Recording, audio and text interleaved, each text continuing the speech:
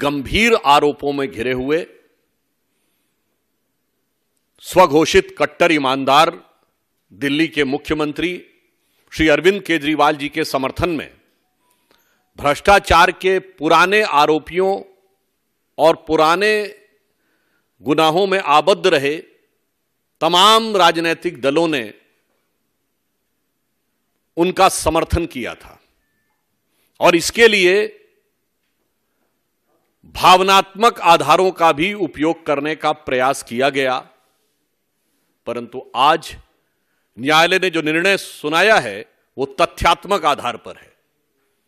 तथ्यात्मक आधार पर दिल्ली के मुख्यमंत्री श्री अरविंद केजरीवाल जी को 15 दिन की न्यायिक हिरासत में भेजा गया है।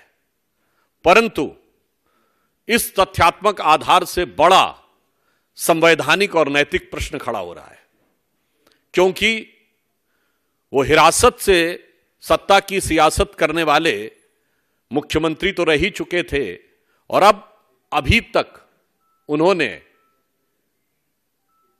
जुडिशियल कस्टडी के बाद भी कोई उत्तर नहीं दिया है। इससे यह बहुत साफ हो जाता है कि सारा विपक्ष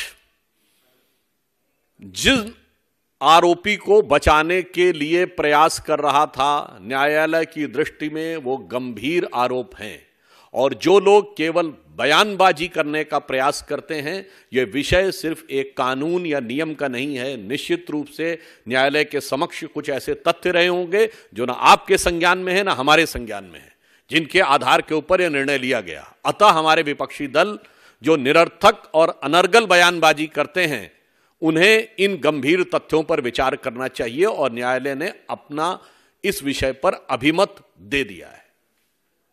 Those who try to portray the bogey of victimhood, I would like to underline that today's judgment of the court is based on the concrete evidences for which neither we or now you or anybody else is privy to it. So it is the jurisprudence of the court which has decided to extend this judicial custody for 15 days. Now it raises certain moral and constitutional question. यहां पर मैं याद दिलाना चाहता हूं कि ये रामलीला मैदान में ही शादिया जी जिसके संस्थापक सदस्यों में रही, अन्ना जी उनके गुरु हुआ करते थे और हिंदी में एक कहावत होती है, गुरु गुड़े रहे चेला शक्कर हुई गए। तो गुरु ने तो कहा था हम राजनीति में नहीं आएंगे, चेला राजनीति में आके मुख्यमंत्री भी हुए लिए।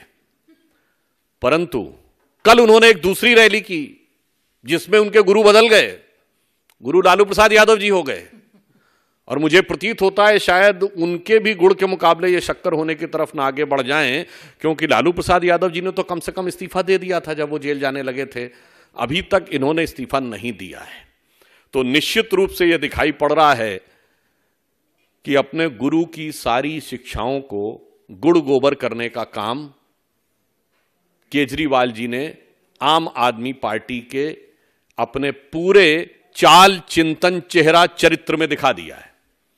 चरित्र लोगों को समझ में आ ही गया था, चाल पहले ही गड़बड़ नजर आ रही थी, अब चेहरा भी बिल्कुल साफ हो गया है। अब मैं यह भी कहना चाहता हूं कि इस प्रकार की मीडिया में रिपोर्ट आई है कि केजरीवाल जी ने वहां नाम लिया है कि मुख्य आरोपी विजय नायर आतिशी और सौरभ भारद्वाज को रिपोर्ट करते थे। महोदय, अब मैं ये कहना चाहूंगा, ये तो समझना बड़ा मुश्किल है कि भाई शराब का घोटाला तो था, जिसको देखो वही आज यहां मदहोश है। अब यहां किसने है पी और किसने है पिलाई, ये तो समझना बड़ा मुश्किल हो रहा है भाई। लगता है सबने मिल बांट कर है पी और पिलाई। यह दर्शाता है, या जिसे हमने हिंदी में एक कहावत है ना, एक हु तो समझाइए आके कूप ही में ही भांग पड़ी है। अर्थात एक व्यक्ति हो जो गलत रास्ते पे जा रहा हो, उसे आप सही रास्ते पे लाने का प्रयास कर सकते हो, नशे में हो, पर ऐसा लगता है कि कुएं में ही भांग पड़ी है, तो जिसने पिया वही नशे में है। यह गंभीर प्रश्न उठा रहा है। और अब इसके साथ यह भी बात बहुत साफ होती जा रही है कि केजरीवाल जी निरंतर ईडी के सामने आने से क्यों बच रहे थे।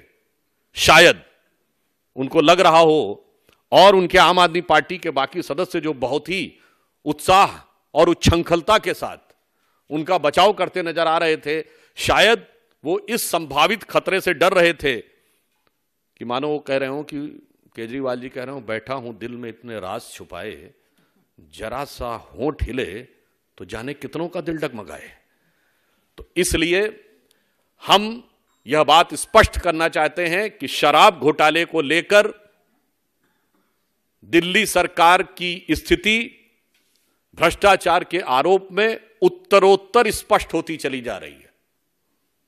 न्यायालय के द्वारा यह निर्णय होने के बाद अब यह देखने का विषय होगा कि केजरीवाल जी इस्तीफा लेते हैं या अपने किसी दूसरे गुरु के नक्शे कदम पे चलते हुए देखना होगा कि वो नई राजनीति के स्वयंभू किरदार कोई नई राजनीति की तरफ बढ़ते हैं या पुरानी राजनीति को, जिसे कहते हैं ना old wine in a new bottle, तो पुरानी राजनीति को एक नए किरदार में प्रस्तुत करते हैं।